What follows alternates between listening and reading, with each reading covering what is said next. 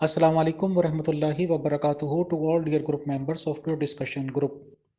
उम्मीद है सब लोग खैरियत से होंगे। आज हम इनवाइट करते हैं मोहतरम तारिक चौहान साहब को, वेलकम कहते हैं उनको, जो अहमदिया जमात इस्लाह पसंद के सरगर्म कारकुन हैं और टॉपिक है आज का सीरत नबवी। तो आएँ मोहतरम तारिक चौहान साहब और बताएं, और अगर इन बिटवीन मेरे कुछ सवालात होंगे तो इंशाल्लाह मैं वो पूछूंगा। शुक्रिया, जज़ाकल्लाह। अस्सलाम वालेकुम वरहमतुल्लाहि वबरकातुहू। बहुत बहुत शुक्रिया। आज का हमारा प्रोग्राम का मौजू है, जैसे आपने बताया, कि शान नबूवत हज़रत मोहम्मद सल्लल्लाहु अलैहि वसल्लम। तो सबसे पहला सवाल ये पैदा होता है कि जब हज़रत मोहम्मद सल्लल्लाहु अलैहि वसल्लम मबूस हुए तो क्या उस वक़्त कोई गुमराही फैली हुई थी? क्योंकि अगर गुमराही नहीं फैली हुई थी तो फिर नबी की बेइज्जत का कोई फ़ायदा नहीं है। तो अल्लाह ताला कुरान मजीद में फ़रमाता है कि हज़रत मोहम्मद सल्लल्लाहु अलैहि वसल्लम की बेइज्जत एक लंबे अरसे की वही के बंद होने के बाद हुई। जैसा कि हम जानते हैं कि हज़रत ईसा अलैहिस्सलाम जो मूसवी सिलसिला के ख़ातमुल खुलफा थे, उनके बाद फिर तकरीबन 600 साल के अरसा के बाद फिर हज़रत मोहम्मद सल्लल्लाहु अलैहि वसल्लम की बेइज्जत हुई। अल्लाह ताला कुरान मजीद में फ़रमाता है सूरह माइदा में कि अहले किताब, रसूलों के एक लंबे इनक़ता के बाद तुम्हारे पास यकीनन हमारा वो रसूल आ चुका है जो तुम्हारे सामने अहम अमूर खोल कर बयान कर रहा है। मुबादा तुम ये कहो कि हमारे पास ना कोई बशीर आया और ना कोई नज़ीर आया, बस यकीनन तुम्हारे पास बशीर और नज़ीर आ चुका है। और जब हम मुतालिया करते हैं उस वक़्त के हालात का, तो हमें पता चलता है कि जब ख़ातमुन नबीयीन हज़रत मोहम्मद सल्लल्लाहु अलैहि वसल्लम की बेइज्जत हुई तो उस वक़्त की दुनिया जो थी वो हर एक पहलू से ख़राब और तबाह हो चुकी थी। जैसे कि अल्लाह ताला कुरान मजीद में भी फ़रमाता है सूरह रूम में कि ज़हरल फ़सादु फ़िल बर्रि वल बहर, यानी जंगल भी बिगड़ गए और दरिया भी बिगड़ गए, जो इस बात की तरफ इशारा है कि वो जो अहले किताब कहलाते हैं वो भी बिगड़ गए थे और दूसरे लोग जिनको इल्हाम का पानी नहीं मिला वो भी बिगड़ गए। और कुरान मजीद की जो नज़ूल था वो इसलिए ज़रूरी था कि वो जो रूहानी तौर पर मुर्दे थे उनको ज़िंदा करे। जैसे कि अल्लाह ताला फरमाता है कि आलमु अन्नल्लाह युहिल अर्ज़ बादा मौतिहा, सूरह अल हदीद, यानी ये बात जान लो कि अब अल्लाह ताला नए सिरे ज़मीन को बाद इसके मरने के ज़िंदा करने लगा है। और इस ज़माना में अरब का हाल नहायत दर्जा की वहशियाना हालत तक पहुंचा हुआ था और कोई इंसानियत उनमें बाकी नहीं रही थी। और अरब का माशरा ऐसा था कि उनके जो गुनाह भी थे वो भी उनके लिए फ़ख्र का मुकाम थे। और एक एक शख्स वो 100 बीवियां कर लेता था और हराम का खाना उनके नज़दीक शिकार था और माओं के साथ निकाह करना हलाल समझते थे। और इसी वास्ते अल्लाह ताला को कुरान मजीद में कहना पड़ा कि हुर्रिमत अलैकुम उम्महातुकुम, यानी आज माएँ तुम्हारी तुम पर हराम हो गई हैं। ज़ाहिर है कि उससे पहले वो माएँ को हलाल समझते थे उनके साथ निकाह करना। इसी तरह वो मुर्दार भी खाते थे, आदम खोर भी थे और दुनिया का कोई भी गुनाह नहीं था जो वो नहीं करते थे। उनके अकायद भी इस तरह के थे कि वो समझते थे कि मरने के बाद हमने दोबारा नहीं ज़िंदा होना। और बहुत से तो ऐसे थे जो खुदा के वजूद के ही कायल नहीं थे, लड़कियों को अपने हाथों से कत्ल कर देते थे, यतीमों का उनको मार के उनका माल खा जाते थे। और बज़ाहिर इंसान थे लेकिन उनकी हरकतें जानवरों जैसी थी, ना हया थी, ना शर्म थी, ना गैरत थी। शराब को पानी की तरह पीते थे और जिसका ज़नाकारी में अव्वल नंबर होता था वो कौम का रईस कहलाता था। और जाहलियत इस कदर थी कि इर्द गिर्द की तमाम कौमों ने उनका नाम उम्मी रख दिया था। ऐसे वक्त में और ऐसी कौमों की इस्लाह के लिए हज़रत मोहम्मद सल्लल्लाहु अलैहि वसल्लम ख़ातमुन नबीयीन शहर मक्का में मबूस हुए और उनका ये मकसद था कि वो 3 इस्लाहें करें, तभी इस्लाह, अखलाकी इस्लाह और रूहानी इस्लाह। और वो ज़माना था कि اصلاح کی اس وقت ضرورت تھی۔ یہودیوں کا یہ حال تھا کہ وہ اللہ تعالیٰ کا انکار کر چکے تھے اور اللہ تعالیٰ کی قدرت کے متعلق ان میں شبہات پیدا ہو چکے تھے، اور انہوں نے خدا تعالیٰ کے علاوہ اس کے بہت سارے شریک بنا لیے تھے، جیسے مخلوق پرستی، دیوتا پرستی وغیرہ۔ اور اللہ تعالیٰ نے قرآن مجید میں ان کا یہ حال بیان کیا کہ اتخذوا احبارہم و رہبانہم اربابا من دون اللہ، یعنی یہودیوں نے اپنے مولوی اور درویشوں اور فقیہوں کو جو مخلوق اور غیر خدا ہیں اپنے رب ان کو بنا لیا ہے۔ اور اکثر یہودیوں کو تو یہ اعتقاد ہو گیا تھا کہ یہ جو دنیا کا نظام ہے یہ خود بخود چل رہا ہے، اور یہ کہ خدا کا اس میں کچھ بھی تصرف نہیں ہے، گویا خدا کے ہاتھ بندھے ہوئے ہیں۔ اس نے ایک قانون تو بنا دیا لیکن اس قانون کے خلاف اس میں کوئی رد و بدل کچھ نہیں کر سکتا، نہ نئی چیز کچھ بنا سکتا ہے، نہ بنی ہوئی چیزوں کو فنا کر سکتا ہے، یعنی وہ اب بالکل بیکار بیٹھا ہوا ہے اور دنیا خود بخود ہی چل رہی ہے۔ خدا تعالیٰ کے متعلق بھی ان کے عجیب سے عقائد تھے، جیسے کہ پیدائش باب 23 میں لکھا ہے کہ خدا تعالیٰ نے یعقوب سے تمام رات صبح تک کشتی لڑی لیکن پھر بھی ہار گیا، اس پر غالب نہ ہوا۔ اسی طرح یہ بھی ان کا عقیدہ تھا کہ بعض مردوں کو انہوں نے خدا کے بیٹا قرار دے دیا تھا، اور کسی جگہ لکھا ہے کہ عورتوں کو خدا کی بیٹیاں لکھا ہے، اور کسی جگہ بائبل میں یہ بھی فرما دیا کہ تم سب خدا ہی ہو۔ اور عیسائیوں نے بھی اسی تعلیم سے وہ مخلوق پرستی کا سبق سیکھ لیا، اور انہوں نے یہ کہہ دیا کہ چونکہ بائبل کی تعلیم بہت سے لوگوں کو خدا کے بیٹے اور خدا کی بیٹیاں بناتی ہے، تو ہم بھی اپنے ابن مریم کو انہی خداؤں میں داخل کر رہے ہیں تاکہ وہ دوسرے بیٹوں سے کم نہ رہ جائے۔ قرآن مجید اسی لیے فرماتا ہے کہ یہ جو عیسائیوں نے یہ مخلوق پرستی کا بہانہ گڑھا ہے کہ ابن مریم کو خدا بنا کے بیٹھے ہیں، تو یہ کوئی نئی بات نہیں ہے، یہ بیماری پہلے سے ہی موجود تھی، اور یہ انہوں نے وہی بے ایمانی اور مشرکوں کے قدم پر قدم مارا ہے، کوئی نئی چیز ایجاد نہیں کی۔ اور غرض یہ کہ مخلوق پرستی بے حساب تھی، اور کچھ لوگ تو یہاں تک کہ تناسخ کے بھی قائل تھے، ری انکارنیشن کے، اور جزا سزا کے قطعی طور پر منکر تھے، اور صرف مجازات کو دنیا میں محصور سمجھتے تھے اور قیامت کے قائل نہ تھے۔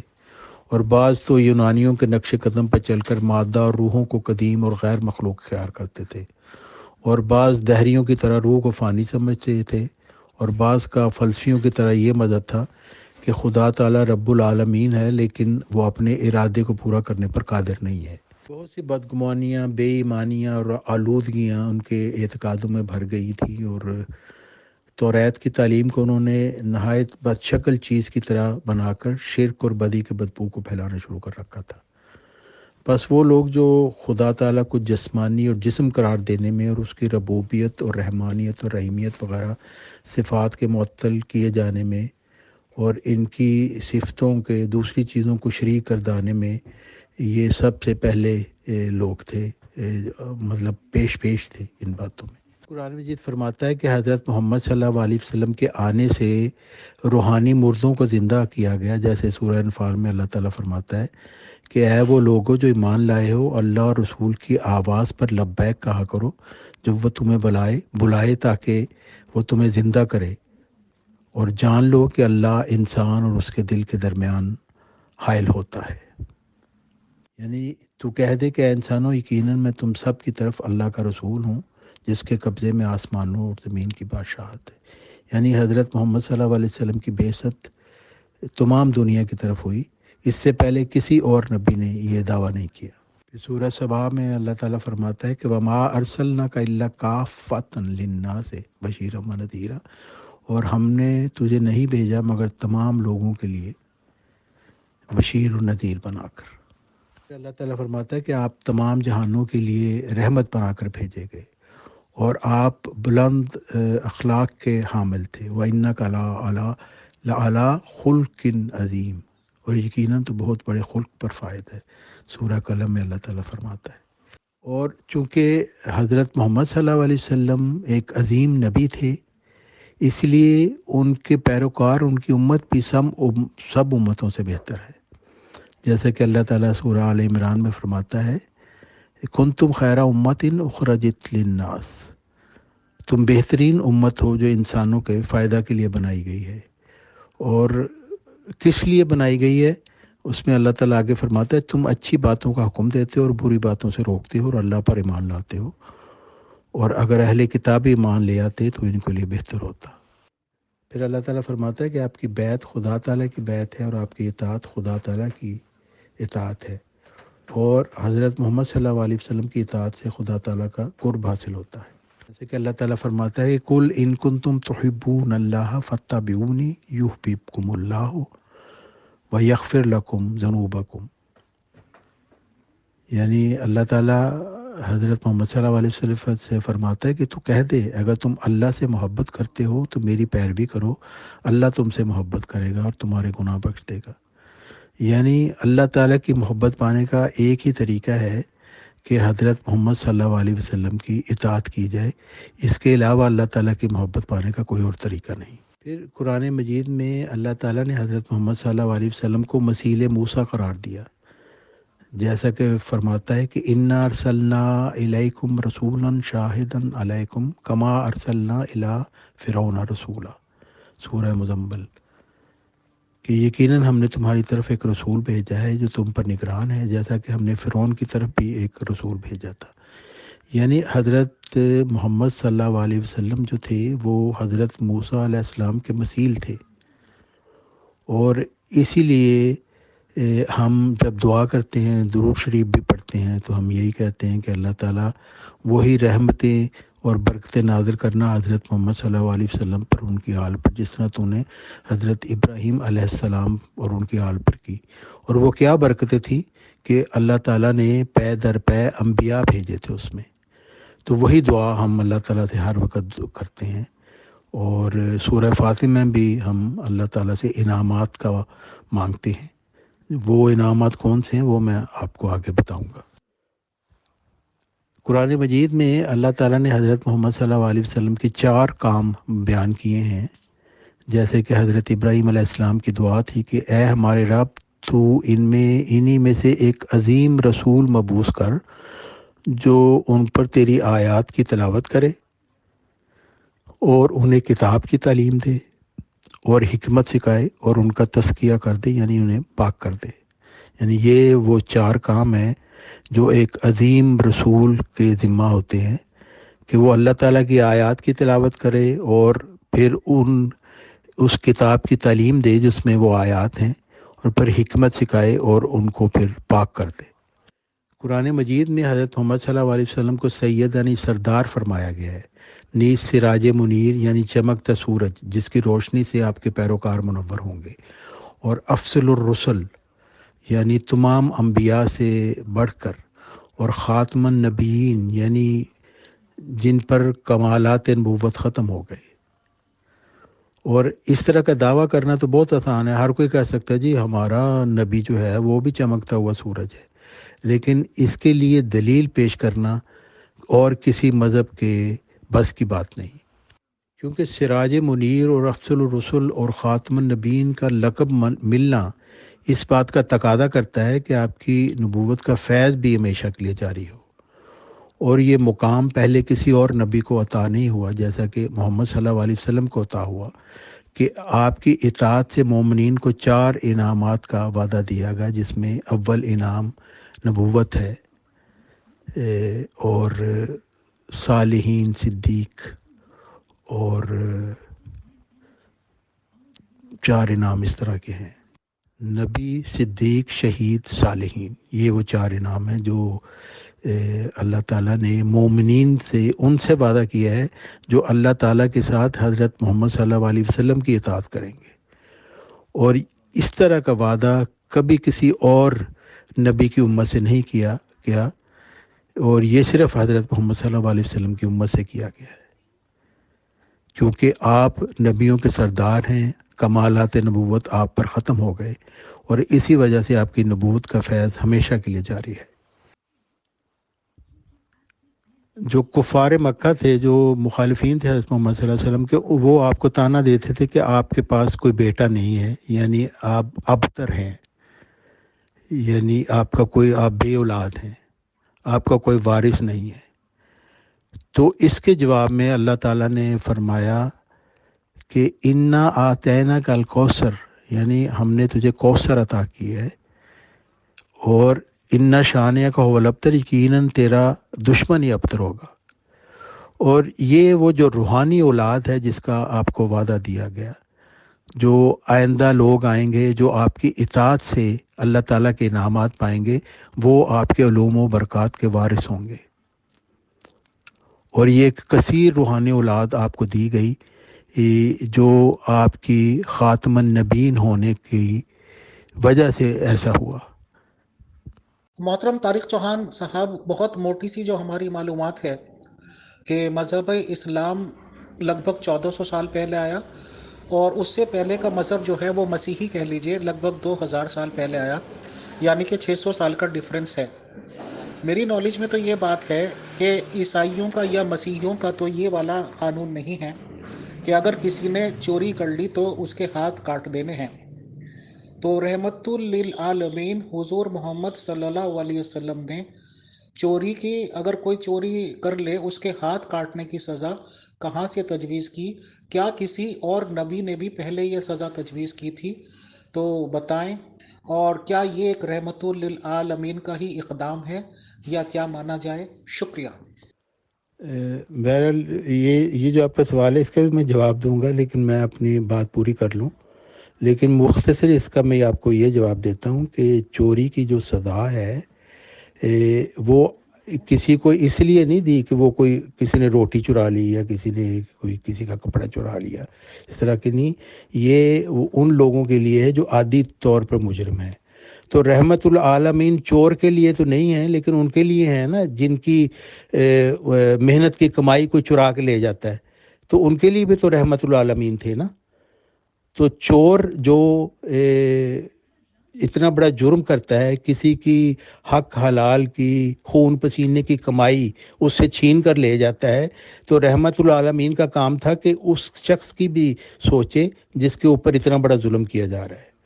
لیکن یہ چھوٹی موٹی چوری کرنے والوں کی نہیں ہے، بلکہ ایسے لوگ جو بڑی چوریاں کرتے ہیں، باقاعدہ سسٹمیٹیکلی کرتے ہیں، تو ان کے ایسے ہی کام کرنے چاہیے، کیونکہ اسلام میں کوئی قید وغیرہ نہیں ہے، اس میں کوئی جیلیں وغیرہ نہیں ہیں۔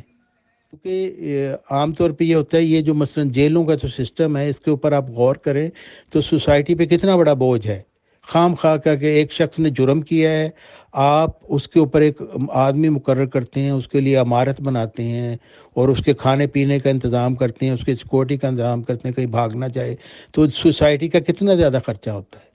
لیکن اسلام کی یہ تعلیم ہے کہ اسی وقت فیصلہ کر دیا جائے جو بھی کسی نے کچھ کیا ہے۔ معاف کر سکتے ہیں تو معاف کر دینا چاہیے اگر اس سے اصلاح ہوتی ہے، لیکن جو عادی مجرم ہے اس کو سزا دینی ضروری ہے، اس وجہ سے کہ وہ پھر اپنی اس حرکت سے بعد نہیں آئے گا۔ تو جو ظلم کرتا ہے صرف اس کی طرف رحمت العالمین نے نہیں دیکھنا، اس نے ان کی طرف بھی دیکھنا ہے جن کے ساتھ ظلم کیا جا رہا ہے۔ تو رحمت العالمین سب کے لیے ہے، اور چور کے لیے رحمت العالمین کی رحمت یہ ہے کہ اس کے ہاتھ کاٹ دیے جائیں تاکہ وہ آئندہ چوری سے بچ جائے۔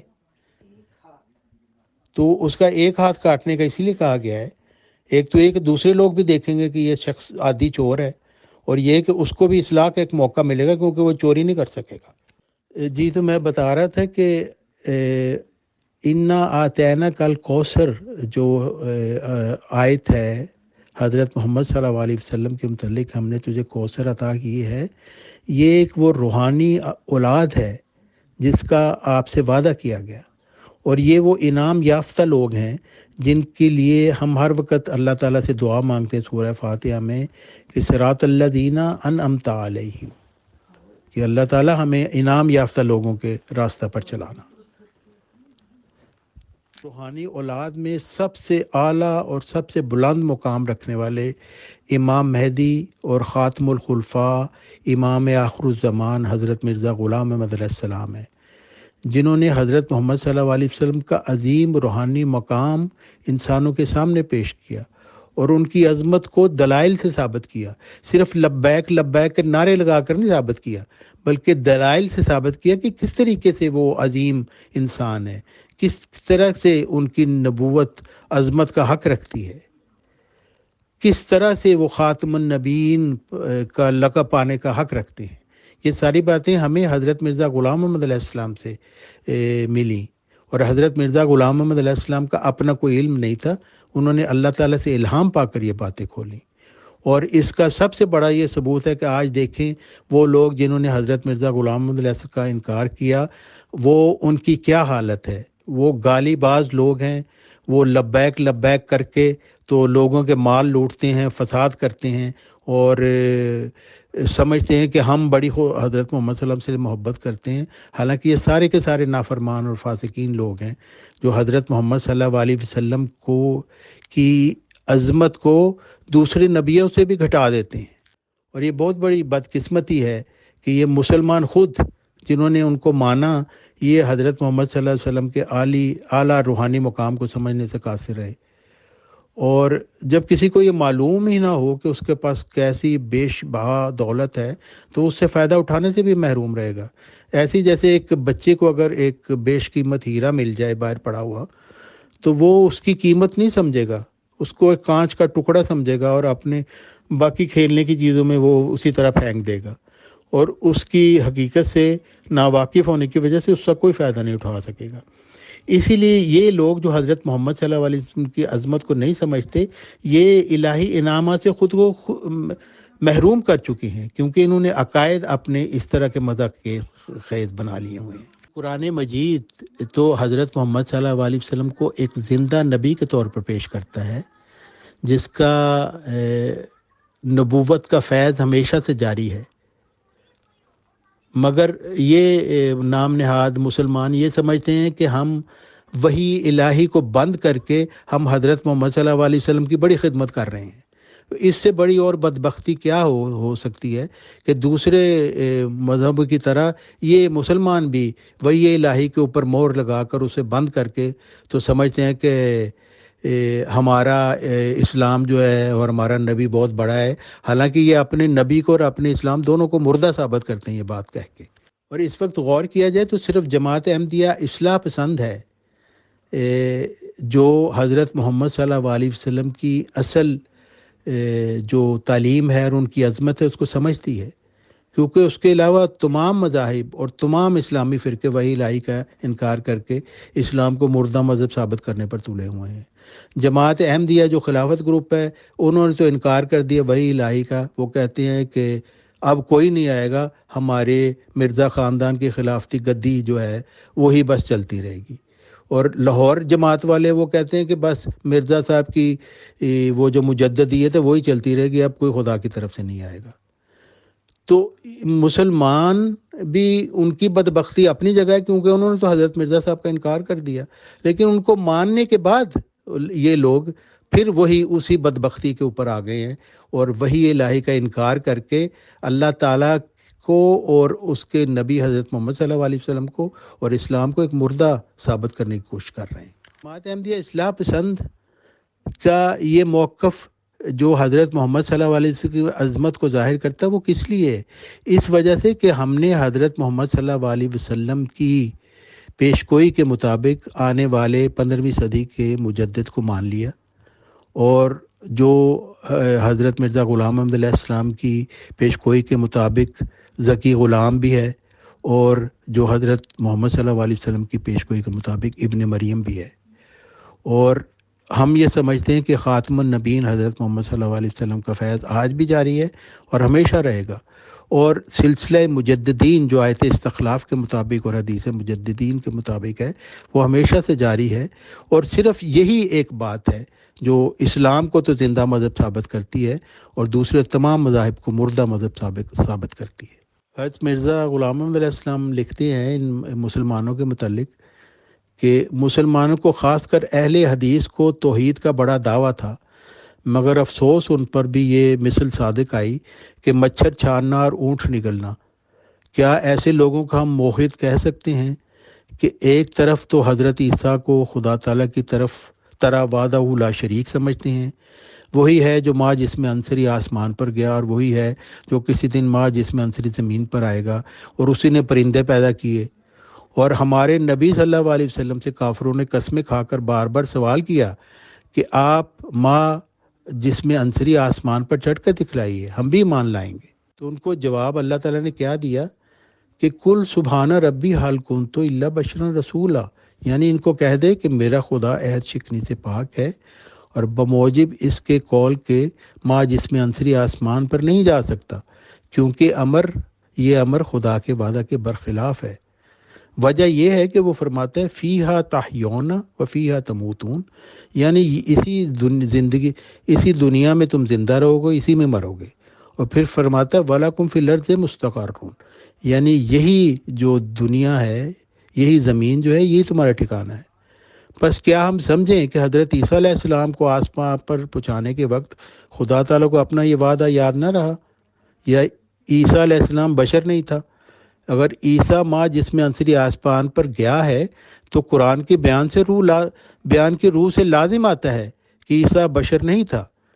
پھر دوسری طرف ان مدعیان اسلام نے دجال کے بھی وہ صفات بیان کی ہیں جن سے اس کا خدا ہونا لازم آتا ہے۔ یہ توحید اور یہ دعویٰ افسوس، یعنی مسلمان یہ کہتے ہیں عیسائیوں کی طرح کہ ہمارے نبی صلی اللہ علیہ وسلم کے بعد وحی پر مہر لگ گئی ہے، مخاطبہ کا دروازہ بند ہے۔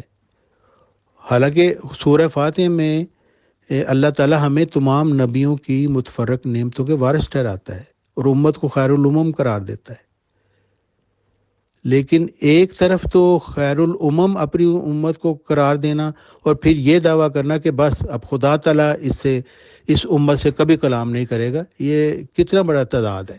حالانکہ یہ جو آیت ہے ما کان محمد ابا احد من رجالکم، کہ محمد صلی اللہ علیہ وسلم مردوں میں سے کسی کے باپ نہیں ہے، لیکن اس سے اگلا حصہ یہ ہے کہ ولاکن رسول اللہ و خاتم النبیین، یعنی اولاد نرینہ سے تو حضرت محمد صلی اللہ علیہ وسلم محروم ہے، آپ کو روحانی اولاد بھی نصیب نہ ہوئی، کیونکہ روحانی اولاد جو ہوتی ہے وہ نبی کے کمالات کی وارث ہوتی ہے، لیکن اس سے یہ مسلمان انکار کر دیتے ہیں۔ حالانکہ اگر اس کی معنی پہ غور کیا جائے تو صاف پتہ چلتا ہے کہ لیکن کا جو لفظ ہے وہ یہ ظاہر کرتا ہے کہ یہ جو نگیشن پہلے کی گئی ہے کہ حضرت محمد صلی اللہ علیہ وسلم مردوں میں سے کسی کے باپ نہیں ہے، آگے بتایا جا رہا ہے کوئی پازیٹیو چیز آئے گی، لیکن اگر ہم یہ ترجمہ کریں مردوں میں سے کسی کے باپ نہیں ہے اور ساتھ ہی وہی بھی انہوں نے بند کر دی، تو اس میں پازیٹیو چیز کیا رہ گئی؟ یہ تو دونوں باتیں نیگیٹو ہیں۔ تو یہ مسلمانوں کو سمجھ نہیں آتی کہ وہ حضرت محمد صلی اللہ علیہ وسلم کو وہی ختم کرنے والا کہہ کر ان کی تمام عزت گھٹا دیتے ہیں، اور حضرت موسیٰ کو اس سے بلند کر دیتے ہیں، بلکہ حضرت عیسیٰ کو ان سے بلند کر دیتے ہیں۔ تو پھر یہ کیا کہنا ہے کہ وہ نبیوں کے سردار ہے؟ پھر حضرت عیسیٰ کو نبیوں کو سردار ماننے یہ مسلمان ہو گئے۔ وہ جو آفتاب ہے وہ چمک رہا ہے، وہ کسی کو کوئی روشنی نہیں دے سکتا، تو گویا نعوذ باللہ قرآن مجید جھوٹ بول رہا ہے کہ وہ سراج منیر ہے۔ سراج منیر ہے، چمکتا ہوا سورج ہے، لیکن کسی کو روشنی اس سے نہیں ملے گی، تو کس طرح کا سراج منیر ہے وہ؟ تو دیکھیں یہ جو مسلمان ہیں یہ گالی باز اپنے آپ کو کہتے ہیں کہ ہم بڑے محمد صلی اللہ علیہ وسلم کے عاشق ہیں، یہ حضرت محمد صلی اللہ علیہ وسلم کی کتنی بڑی گستاخی کرتے ہیں۔ حضرت مرزا غلام احمد علیہ السلام فرماتے ہیں کہ اے مسلمانوں ہوشیار ہو جاؤ کہ ایسا خیال سراسر جہالت اور نادانی ہے۔ اگر اسلام ایسا ہی مردہ مذہب ہے تو تم کس قوم کو اس کی طرف دعوت کر سکتے ہو؟ کیا اس مذہب کی لاش جاپان لے جاؤ گے یا یورپ کے سامنے پیش کرو گے؟ اور ایسا کون بیوقوف ہے جو ایسے مردہ مذہب پر عاشق ہو جائے گا جو بمقابلہ گزشتہ مذہبوں کے ہر ایک برکت اور روحانیت سے بے نصیب ہے؟ گزشتہ مذہبوں میں عورتوں کو بھی الہام ہوا، جیسے کہ موسیٰ کی ماں اور مریم کو، مگر تم مرد ہو کر ان عورتوں کے برابر بھی نہیں، بلکہ اے نادانوں اور آنکھوں کے اندھو، ہمارے نبی صلی اللہ علیہ وسلم اور ہمارے سید و مولا ہزار سلام ان پر اپنے افادہ کی روح سے تمام انبیاء سے سبقت لے گئے ہیں، کیونکہ گزشتہ نبیوں کا افادہ یعنی ان کا فیض ایک حد تک آ کر ختم ہو گیا، اور اب وہ قومی اور وہ مذہب مردہ ہیں، کوئی ان میں زندگی نہیں، مگر حضرت صلی اللہ علیہ وسلم کا روحانی فیضان قیامت تک جاری ہے۔ اس لیے باوجود آپ کے اس فیضان کے، اس امت کے لیے ضروری نہیں کہ کوئی مسیح باہر سے آوے۔ محترم طارق چوہان صاحب، کیونکہ آج آپ نے ٹاپک لیا تھا سیرت نبوی یا رسول محمد صلی اللہ علیہ وسلم کے سیرت پر آپ کو روشنی ڈالنی تھی یا ان کی شان پر، پہلا سوال یہ آیا تھا کہ چوری کی سزا ہاتھ کاٹ دینا کیوں؟ تو آج آپ نے پہلی بار یہ اصطلاح دی، آج تک تو ہم نے سنا نہیں تھا کہ یہ چوری کرنے والے کے لیے نہیں بلکہ عادی مجرم کے لیے ہے سزا۔ پہلی بات تو اس کا ثبوت اگر ہم مانگنے لگیں تو پلیز بعد میں پرووائڈ کرا دیجیے گا، ابھی تو نہیں ملے گا، خیر یہ کہ عادی مجرم کے لیے ہے۔ تو اس میں ایک سوال یہ آتا ہے کہ رحمت للعالمین صاحب نے یہ سزا دیتے ہوئے یہ کیوں نہیں سوچا کہ اگر اسے کچھ ٹائم دے دیا جائے یا یہ کہ اسے علیحدگی میں رکھا جائے تو ہو سکتا ہے اس کی روح، اس کا ضمیر، اس کی آتما اسے جگائے اور وہ چوری نہ کرنے کا تہیہ کر لے۔ تو ظاہر سی بات ہے اگر کل کو محنت مزدوری کرنا چاہے گا یا اچھے کام کرنا چاہے گا تو اس کے پاس لیکن ہاتھ اویلیبل نہیں ہوں گے۔ نمبر ایک سوال تو یہ کیا کٹھور سزا نہیں ہے؟ اور اسی سے ریلیٹڈ ایک سوال میں ابھی کر لوں، پھر بعد میں سوال ہے مرزا صاحب کے ریگارڈنگ، کیونکہ آپ ان کا بھی ٹاپک لے آئے کہ جب عادی مجرم چور کی سزا یہ ہے کہ اس کے ہاتھ کاٹ دو، تو پہلے جیسے تجارتی قافلے ہوا کرتے تھے، وہ پیدل بھی چلتے تھے، گھوڑوں خچروں پر، اونٹوں پر چلتے تھے محترم۔ اگر کسی تجارت کرنے والے کو، تجارتی قافلے کو لوٹ لیا جائے، کھلے عام سامنے سے حملہ کیا جائے، تو چوری کی سزا تو ہاتھ کاٹ دینا ہے، تو ڈاکہ ڈالنے کی سزا، اور وہ بھی کسی تجارتی قافلے پہ جو اپنی مزدوری کرتے تھے، سامان ادھر سے ادھر لے کے جائیں اور اسے بیچیں دو چار پیسے کے منافع سے، اس کی سزا کیا تجویز کی تھی رحمت للعالمین صاحب نے؟ پلیز بتائیں، شکریہ۔ جی، میں نے چوری کی سزا کے متعلق تو آپ کو بتا دیا کہ آپ صرف چور کے متعلق نہ سوچیں، جن کے ساتھ اس نے ظلم کیا ہے، جن کی جائیداد لوٹی ہے، ان کے متعلق سوچیں، کیونکہ وہ بھی بیچارے بے قصور جو ہیں وہ رحم کے محتاج ہیں۔ اور پھر قرآن مجید نے عمومی اصول یہ بتا دیا کہ جہاں پہ اصلاح کا موقع ہو یا اصلاح ہو سکتی ہو تو وہاں پہ معاف کرنا بہتر ہے۔ تو یہ قاضی کا کام ہوتا ہے کہ اس نے دیکھنا ہے کہ وہ یہاں پہ معاف کرنا بہتر ہے یا نہیں۔ اور دوسرے آپ نے ڈاکے کے متعلق کہا، تو ڈاکہ جو ہے اور چوری بھی جو اسی طرح کی چوری ہوتی ہے، چوری ڈاکہ ایک ہی چیز ہے، کیونکہ وہ جو باقاعدہ پلان بنا کے کی جاتی ہے وہ چوری ڈاکہ ہی کہلاتی ہے، اور تجارتی مال کو لوٹنے والے وہ بھی ڈاکہ ہے۔ تو اس کے متعلق تو بڑی سخت سزا ہے قرآن مجید نے بتائی، الاشد فتنۃ من القتل، الفتنۃ اشد من القتل، یعنی جو فتنہ ہے وہ قتل سے بھی زیادہ شدید ہے۔ تو یہ فتنہ ڈالنے والوں میں لوگ آتے ہیں اور ان کے لیے تو بڑی سخت سزا ہے کہ ان کے ہاتھ پاؤں مخالف سمت سے کاٹ دیے جائیں۔ قرآن مجید میں یہ اس کے متعلق ہے، یہ فتنہ کرنے والے ہیں۔ اور اسی طرح وہ لوگ جو زنا بالجبر کرنے والے ہیں وہ بھی فتنہ کرنے والے ہیں، ان کے لیے بھی یہی سزا ہے۔ تو یہ بڑی سخت سزائیں ہیں ان کے لیے، اس وجہ سے کہ جو معاشرے کے امن کو تباہ کرتا ہے نا، اس کے لیے اسی طرح کی سخت سزائیں ضروری ہیں۔ محترم طارق چوہان صاحب، ایک سوال میری طرف سے لاسٹ کوشچن ہے ریگارڈنگ مرزا غلام احمد قادیانی علیہ السلام کے ہے۔ یہ پرسوں مسیحی لوگوں سے بات چیت کرتے ہوئے بھی میٹر اٹھا تھا۔ آپ اس کا پلیز، میں اسٹریٹ فارورڈ سوال کروں گا اور آپ سے امید ہے کہ اسٹریٹ فارورڈ آپ جواب دیں گے، کیونکہ آپ بھی مرزا صاحب کو نبی مانتے ہیں جیسے کہ احمدی نظام جماعت والے، بھلے ہی خیر احمدی نظام جماعت والے تو آپ لوگوں کو سمجھتے نہیں ہیں، لیکن ہمیں کوئی کنسرن نہیں ہے۔ جیسے کہ آپ مرزا غلام احمد قادیانی صاحب کو نبی مانتے ہیں، اور میری جانکاری میں یہ بات ہے کہ جو لوگ ان کو نبی مانتے ہیں تو ان کی بیگم یا بیگمات کو امہات المومنین کا درجہ دیتے ہیں، قادیانیز لوگ آپ جیسے، کیونکہ مسلمان لوگ بھی حضور محمد صلی اللہ علیہ وسلم بیگم یا بیگمات کو امہات المومنین مانتے ہیں۔ نمبر ایک سوال، کیا آپ اصلاح پسند والے بھی ان کو امہات المومنین مانتے ہیں، مرزا صاحب کو، بیوی کو یا بیویوں کو؟ نمبر ایک کوشچن۔ نمبر سیکنڈ کوشچن یہ ہے اسی سے ریلیٹڈ کہ مرزا غلام احمد قادیانی صاحب نے ان لوگوں کو جو ان کو نہیں مانتے ہیں کنجریوں کی اولاد کہا ہے۔ بھلے ہی میں اس پہ اعتراض نہیں کر رہا ہوں، کیونکہ حضور محمد صلی اللہ علیہ وسلم کے بھی آپ گنوا دیں گے کہ انہوں نے بھی سخت ورڈز بولے ہیں، دس اینڈ دیٹ۔ میرا سیدھا ٹیکنیکل کوشچن سمجھ لیجئے اسٹریٹ فارورڈ کوشچن سمجھ لیجئے کہ چلیے جی ہم مان لیتے ہیں کہ جو مرزا غلام احمد قادیانی علیہ السلام کو نبی نہیں مانے وہ کنجریوں کی اولاد ہے۔ ہماری جانکاری میں یہ بات ہے کہ مرزا غلام احمد قادیانی صاحب علیہ الصلاۃ والسلام کے دو سگے بیٹوں نے یعنی کہ ان کے اپنے بیٹوں نے ان کو زندگی بھر تسلیم نہیں کیا تھا۔ تو میرا سیدھا سیدھا سوال ہے کہ کیا وہ کنجروں کی اولاد آپ مانتے ہیں یا نہیں؟ ہاں یا نہ؟ لاسٹ کوشچن، اور مجھے اسٹریٹ فارورڈ اگر جواب دے دیں گے تو بہت احسان ہوگا آپ کا۔ شکریہ، جزاک اللہ۔ اس کا جواب میں پہلے بھی دے چکا ہوں کہ کنجریوں کی اولاد سے مطلب ایک کنجری کیا ہوتی ہے؟ وہ کنجری وہ ہوتی ہے جو ناچ گانے کر کے اپنا جسم بیچ کے تو وہ اپنا گزارا کرتی ہے۔ تو جب آپ کنجریوں کی اولاد کسی کو کہیں گے، اس کا مطلب ہے کہ آپ کو پتہ ہے اس کی ساری ہسٹری کا کہ وہ عورت کوئی کنجری ہے جو اپنا جسم بیچتی ہے۔ تو ایسی تو کوئی بات نہیں ہے نا۔ میں نے آپ کو مثال دی تھی کہ بندر اور سور کہنا قرآن مجید میں کہا گیا ہے یہودیوں کو، تو کون سے وہ بندر اور سور ہیں جو یہودی بن گئے تھے؟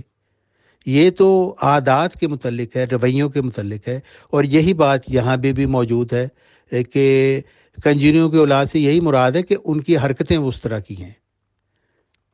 تو آج آپ مسلمانوں کو دیکھیں، وہ اسی طرح کی حرکتیں آپ کے گروپ میں، اپنے گروپ میں دیکھ لیں ان کی کس طرح کی حرکتیں ہیں۔ لیکن اس سے یہ مراد نہیں ہے کہ ان کی ماں نعوذ باللہ کہیں جا کے کوٹھے میں بیٹھی ہے، چکلے میں بیٹھی ہے۔ تو اس کا تو میں نے جواب دے دیا ہوا ہے۔ اب آپ کے ان کے بچے نے نہیں مانا تو وہ ظاہر ہے سارے لوگ جو نہیں مانتے، وہ اللہ تعالیٰ نے تو صاف کہا ہے مرسل کا انکار کرنے والے بدترین مخلوق ہیں، ذلیل ترین مخلوق ہیں۔ تو کنجریاں تو خیر باعزت ہوں گی، تو اللہ تعالیٰ تو کہہ رہا ہے ان سے بھی زیادہ ذلیل ترین ہے، چار پائیوں سے بھی زیادہ، جانوروں سے بھی زیادہ ذلیل ترین ہے۔ تو جو خدا تعالیٰ کے مرسل کا انکار کرتے ہیں وہ خدا کا انکار کرتے ہیں۔ تو ہم مانتے ہیں کہ حضرت مرزا غلام محمد علیہ السلام اپنے دعویٰ میں سچے تھے۔ جو ان کا انکار کرتے ہیں وہ قرآن مجید کے مطابق ذلیل ترین خبیث ترین لوگ ہیں، اور کنجریوں کی اولاد کیا اس سے بھی بدتر ہیں۔ وہ اگر ان کا کوئی بیٹا ہے یا بھائی ہے یا چاچا ہے یا نانا ہے یا پھوپھڑ ہے، اس سے کیا فرق پڑتا ہے؟ سارے لوگ جو بھی منکرین ہیں وہ سارے ہی ایسے ہیں۔ لیکن اس سے یہ مراد نہیں کہ ان کی مائیں سچ مچ کنجریاں ہیں۔ میں نے کتنی دفعہ یہ بات کھول کے بیان کر دی، پھر وہی سوال آپ کر دیتے ہیں کہ پتہ نہیں کس وجہ سے۔ لیکن بہرحال میں نے اپنا جواب دے دیا ہے، کسی کو نہیں پسند آیا تو میں کیا کروں اس کا۔ یہ آخری حصہ میری آج کی پریزنٹیشن کا وہ میں آپ کے سامنے بیان کرتا ہوں کہ حضرت محمد صلی اللہ علیہ وسلم کو مثیل موسیٰ فرمایا گیا، اور یہ ایک عظیم الشان پیش گوئی تھی، اور جس کا پورا ہو جانا ثابت کرتا ہے کہ قرآن مجید بھی اللہ تعالیٰ کی طرف سے ایک الہامی کتاب ہے، اور حضرت محمد صلی اللہ علیہ وسلم بھی اللہ تعالیٰ کے ایک سچے اور زندہ رسول ہیں۔ اور حضرت موسیٰ علیہ السلام کو تورات دی گئی تھی، پھر ایک انبیاء کا سلسلہ ان کی امت میں جاری ہوا جو موسوی سلسلہ کے مجددین تھے، اور پھر موسوی سلسلہ میں 14ویں صدی میں اسرائیلی خاتم الخلفاء حضرت عیسیٰ علیہ السلام مبعوث ہوئے۔ تو یہ جو اللہ تعالیٰ نے فرمایا ہے کہ حضرت محمد صلی اللہ علیہ وسلم کو کہ آپ مثیل موسیٰ ہیں، اس کا یہ تقاضا تھا کہ اسی طریقے سے حضرت محمد صلی اللہ علیہ وسلم کی امت میں بھی وہ مجددین کا سلسلہ جاری ہوتا، اور 14ویں صدی کے سر پر یہاں پر بھی ایک خاتم الخلفاء ہوتا، اور اس میں بھی ایک ذکی غلام کی پیدائش ہوتی، اور اس میں بھی ابن مریم ہوتا۔ تو ہم دیکھتے ہیں کہ حضرت محمد صلی اللہ علیہ وسلم کی امت میں 14ویں صدی کے سر پر جو مجدد تھا اس کو مسیح کا بھی نام دیا گیا اور مریم کا نام بھی دیا گیا، اور اس محمدی سلسلہ میں روحانی طور پر ایک ابن مریم کی پیدائش بھی ہوئی، یعنی حضرت محمد صلی اللہ علیہ وسلم کا ایک غلام، اس کو مسیح کا نام دیا گیا اور مریم کا نام دیا گیا، اور حضرت محمد صلی اللہ علیہ وسلم کے غلام کو بھی ایک مسیح اور ابن مریم کا نام دیا گیا۔ ایسا اللہ تعالیٰ نے عیسائیوں کے تکبر کو توڑنے کے لیے کیا، کیونکہ عیسائیوں کو بہت زوم تھا کہ عیسائی قوم ہی دنیا کی وہ واحد قوم ہے جس کے پاس مسیح ہے، اور ان کے اس تکبر کو توڑنے کے لیے اللہ تعالیٰ نے حضرت محمد صلی اللہ علیہ وسلم کی امت میں مرزا صاحب کو مسیح کا نام بھی دیا اور مریم کا نام بھی دیا، اور پھر ان کے روحانی اولاد میں سے ایک مسیح ابن مریم کو بھی مبعوث فرمایا، جو حضرت عبدالغفار جنبہ علیہ السلام تھے ہیں۔ اور عیسائیوں کو یہ جتلا دیے کہ تم ایک مسیح پر اتنا فخر کرتے تھے، دیکھو خاتم النبیین محمد عربی حضرت محمد صلی اللہ علیہ وسلم کی شان عظیم کہ ان کا غلام بھی مسیح زماں ہے، اور خاتم النبیین حضرت محمد عربی صلی اللہ علیہ وسلم کے غلام کا غلام بھی ذکی غلام اور مسیح ابن مریم ہے۔ یہ ہے کسی نبی کے زندہ ہونے کا ثبوت۔ لبیک لبیک کے نعرے لگانے سے کسی نبی کا عزت نہیں بڑھتی، بلکہ دلائل سے بڑھتی ہے، کیونکہ قرآن مجید فرماتا ہے کہ زندہ وہی ہے جو دلیل سے زندہ ہے، اور جس کے پاس دلیل نہیں وہ مردہ ہے۔ محترم طارق چوہان صاحب، ہمیں عادت نہیں ہے کہ ریپیٹیشن آف کوشچنس ہم کریں۔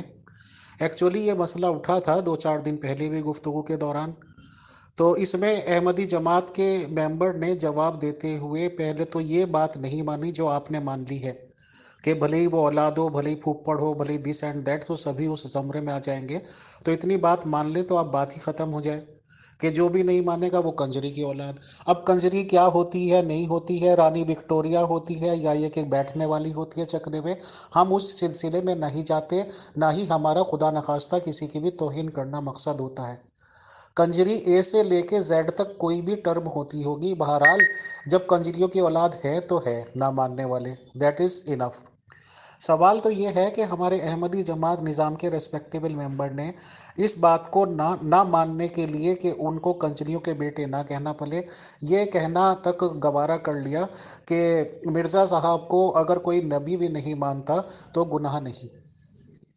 تو ہم تو اسی لیے پریشان رہتے تھے نا، پہلے تو تھے ہم ان لوگوں کے فرقوں سے کہ دیوبندی، بریلوی، اہل حدیث کون سا فرقہ جوائن کریں، کیونکہ ایک فرقہ جنتی ہے۔ اب احمدیز آپ لوگ اب کہتے تھے، آپ بھی کہہ رہے ہیں کہ مرزا صاحب کو نہیں نبی ماننا تو بھی ہم دوزخی، تو اسی لیے فکر رہتی تھی نا۔ تو اب ایک طرف سے تو بات یہ آ گئی کہ اگر انہیں نہ بھی مانے بلکہ انہیں جھوٹا نبی مان لیں تو بھی کوئی گناہ نہیں، لیکن آپ یہ کہہ رہے ہیں کہ جی بالکل ماننا پڑے گا، 100% ماننا پڑے گا، تو دماغ تھوڑا سا کنفیوز ہو جاتا ہے سر کہ اگر ہم نہیں مانتے تو کیا ہم گناہ گار ہیں یا نہیں۔ مرزا غلام احمد قادیانی صاحب کو یہ سوال ہے، انشاءاللہ کسی ٹائم پھر ڈیٹیل سے بات چیت کر لیں گے۔ آج آپ تشریف لائے، بہت شکریہ، بہت جزاک اللہ۔ جی آپ کی بات درست ہے، مطلب ہر شخص کا اپنا ایک خیال ہے، وہ پیش کرتا ہے۔